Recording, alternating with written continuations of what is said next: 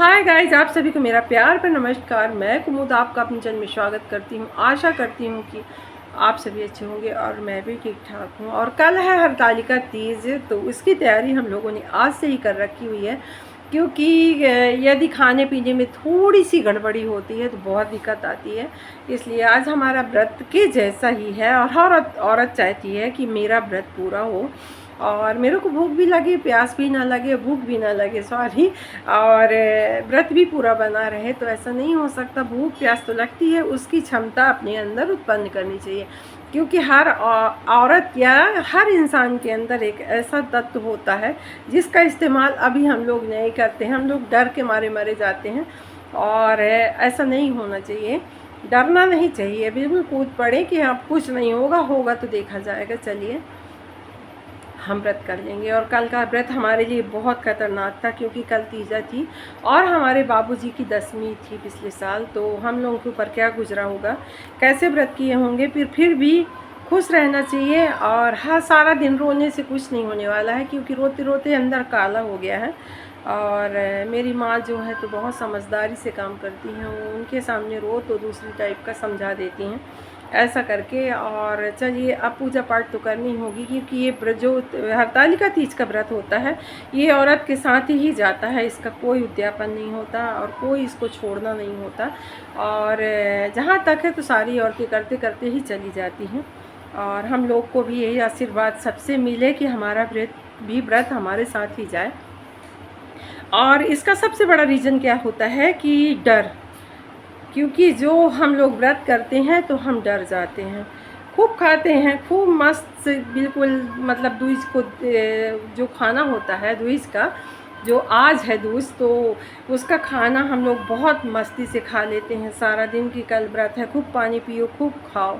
तो हम आपको एक एग्ज़ाम्पल देती हूँ कि हम चूल्हे पे एक बर्तन चढ़ाते हैं, उसमें हम चावल डाल दिए, ठीक, चावल डाल दिए, चावल पक गया, फिर हमको लगा कि कम है, थोड़ा सा और चावल डाल दिया जाए यार, उसमें हमने थोड़ा सा और चावल डाल दिया। फिर हमें लगा कि फिर कम है, तो उसमें हमने थोड़ा चावल फिर डाल दिया। तो वो चावल ना ही पक पाएगा, ना ही कच्चा रह पाएगा। तो ऐसे करके कल का जो दिन होता है तो भारी पड़ जाता है। तो हम लोग ज़्यादा खाना खा लेते हैं, फिर थोड़ा सा खा लेते हैं, फिर थोड़ा सा खा लेते हैं, फिर थोड़ा सा पानी पी लेंगे, फिर थोड़ी सी चाय पी लेंगे, तो वो पचने की क्षमता ही नहीं रहती। जो पच ही नहीं पाता तो कहाँ से हमारा मतलब दिन स्वस्थ रहे। और आज हम कितना भी पानी पी लेंगे लेकिन कल के लिए नहीं रहेगा। ऊँट थोड़ी ना है कि आज हम पानी पी लिए तो कल के दिन हम मस्त रहेंगे। नहीं, हम लोग इंसान हैं, तो ऐसा नहीं करना चाहिए। बहुत सारी औरतों को मैंने देखा है, और नहीं, मैं उन औरतों से मैं अलग नहीं हूँ, सभी कोई एक ही है, क्योंकि ऐसा होता है। और बचपन में हम 14 साल के थे जब हमारा व्रत शुरू हुआ था। हमारी शादी हुई थी, हम उस समय 14 साल के थे, और जून में शादी हुई थी और यही अगस्त में तीजा पड़ी थी। तो सोच लीजिए कि कैसे गुजरा रहा होगा। लेकिन उस समय की जो माँ, दादी, नानी होती थी ना, वो समझा देती थी, वो दया नहीं करती थी बिल्कुल कि अरे लड़की भूखी है। कोई नहीं, मतलब सारे घर के लोग समझा दिए थे कि पानी नहीं पीना। अब 14 साल की लड़की को आप भूखे प्यासे रखेंगे तो कैसे रहेगी। पर सोच लीजिए कि हम रह गए थे ऐसा करके। तो अभी तक वही हिम्मत बांधी हुई है। बहुत साल हो गए, 40 साल हो रहे हैं व्रत करते करते। तो इसका जो है तो हमको एक्सपीरियंस हो गया है। और सबसे बड़ा रीज़न होता है, जो मैं आपको एक एक्सरसाइज बताती हूँ, योगा, जिसको हम कर सकते हैं। तो सुबह हम उठें और मौनी नहाते हैं हमारे यहाँ, जो 3 बजे उठ के कौवा बोलने से पहले हमारी पूजा वगैरह हो जाए। तो आज हम रख लेंगे चने की दाल, चावल और कोई फूल, और बढ़िया स्वच्छ कपड़े पहन के, रात के सो के उठने वाले कपड़े नहीं, स्वच्छ कपड़े पहन के हमें मौनी नहाना होगा।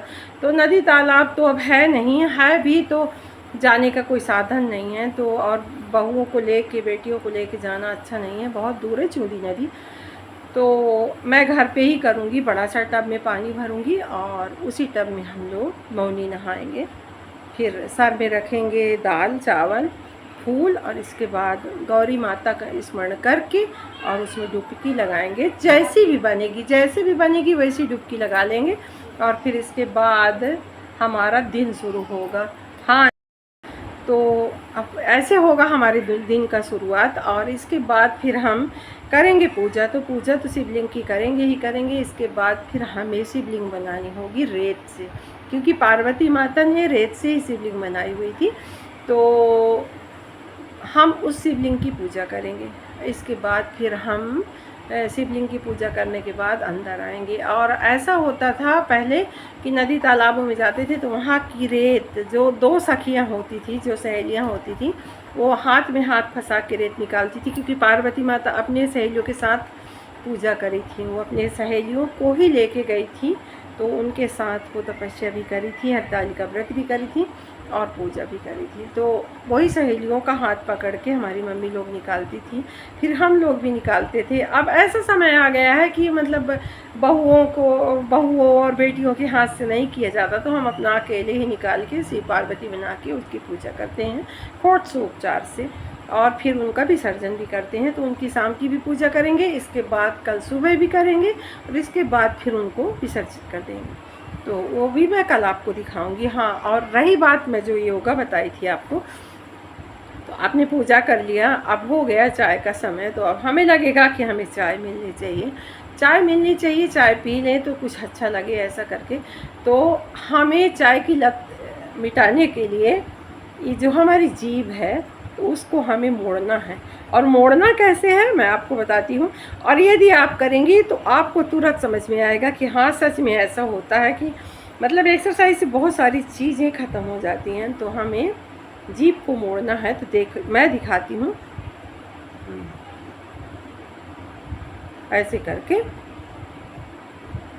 करके आप बार बार अपनी जीभ को मोड़ के और चाय की लत ख़त्म कर सकती हैं। और सिर भारी होना, सिर ज़रूर भारी होता है, कोई कुछ भी करे, चाहे कोई चाय पीने वाला होगा और ना पीने वाला होगा, व्रत के कारण गैस सर में चढ़ती ही चढ़ती है।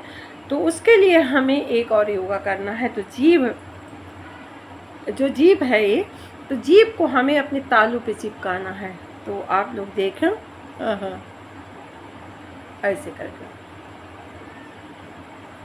ऐसे करके मतलब जीभ से धक्का देना है, जिससे यदि हम धक्का दे रहे हैं तो हमको यहाँ पे महसूस हो रहा है कि कुछ अच्छा हो रहा है।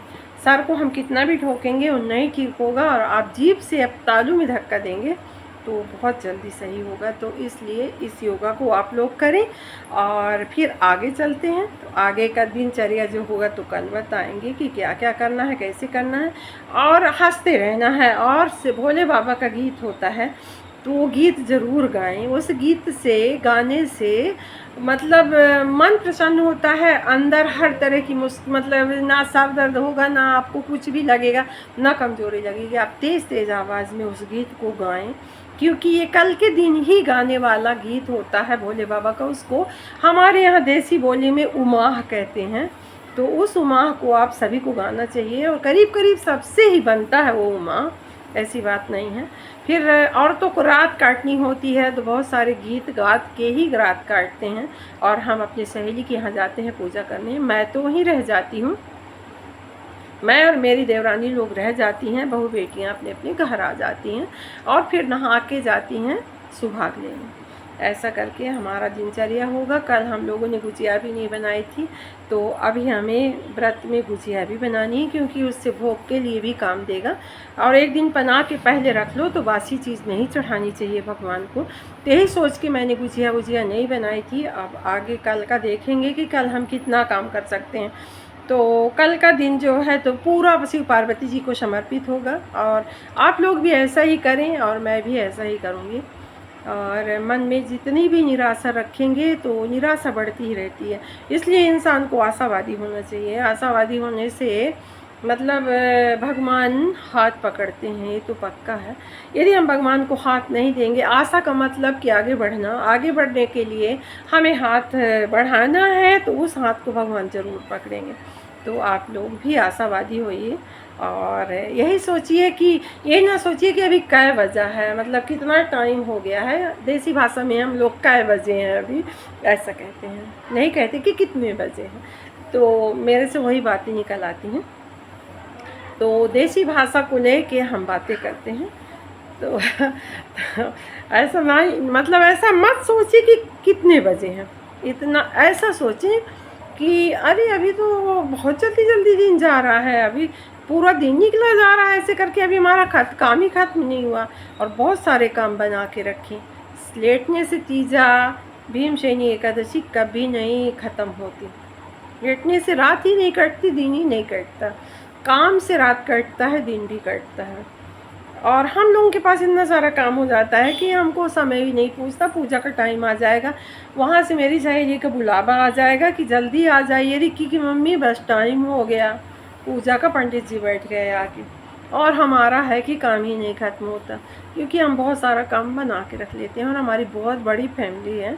तो फैमिली के हिसाब से हमें हमेशा काम करना पड़ा था। देवर यहाँ थी, सास ससुर, सास ननद, जेठानी, देवरानियाँ, बेटी बहू अब सब हो गई हैं। और मतलब मैं तो रेल का इंजन हूँ, तो मैं आगे आगे चलूँगी तभी डिब्बे पीछे चलेंगे, इसलिए मेरे को बहुत सारा संभालना पड़ता है और बहुत सारी हिम्मत देनी पड़ती है। अब सभी लोग रोने लगी हैं कि कल कैसे होगा, तो मैं कही सब ठीक होगा। और ऐसे करके चलिए, आप लोगों को ढेर सारी शुभकामनाएं हरितालिका तीज की, जो मैं पहले नहीं दे सकी तो आपको लास्ट में देती हूँ कि हरितालिका तीज की ढेर सारी का शुभकामनाएं। आप सुंदर सुंदर से फुलहरा बनाएं, शिव पार्वती जी की पूजन करें, और मतलब इनकी भी पूजा जो करें तो वो भी मिट्टी के ही शिवलिंग और पार्वती माता बना के किया जाता है, ना कि मूर्ति रख के। हालांकि आजकल बाज़ारों में मूर्तियाँ मिलती हैं, तरह तरह की सुंदर सुसज्जित मूर्तियाँ मिलती हैं, आप लोग उनको भी खरीद सकते हैं, लेकिन उनका फिर विसर्जन कर दें, उनको घर में नहीं रखना चाहिए। तो हम लोग जो है मिट्टी की मूर्ति बनाते हैं, उनको सुंदर सुंदर वस्त्र पहनाते हैं। इसके बाद उनकी पूजा 5 पहर की होती है, मतलब शुरू हो जाती है जब से शाम के से, तो वो रात भोर तक चलती रहती है। तो उनकी 5 पहर की पूजा करते रहना चाहिए और खूब गीत गाएं, सुंदर सुंदर, खूब बढ़िया पकवान चढ़ाएं, फल चढ़ाएं, श्रृंगार चढ़ाएं, 16 श्रृंगार माता रानी को चढ़ाएं। उनकी तो बनाई सृष्टि है, वो तो मतलब आदि से अनंत हैं। देवी माता, पार्वती माता जिसके ऊपर कृपा कर दें तो कर ही दें, वो महाभाग्यवान व्यक्ति होगा। और इसी आशा से माता सभी को सदा सुहागन रखें, इसी का कामना से इंसान व्रत करता है कि सुख समृद्धि हो, मनोकामना सभी की पूरी हो, सभी का सुहाग सिंदूर गोद हरी भरी रहे, सबका मायका ससुराल बना रहे। और यही सबसे बड़ी बात होती है हरतालिका व्रत की। तो अब हम तो मतलब आज की वीडियो में सिर्फ यही बातें रखेंगे, आगे कोई वीडियो नहीं दिखानी है। इसके बाद फिर हम आगे कल की वीडियो में बहुत सारी चीज़ें आपको दिखाएंगे, मतलब कल जो बनाऊंगी मैं वीडियो, मैं अभी तक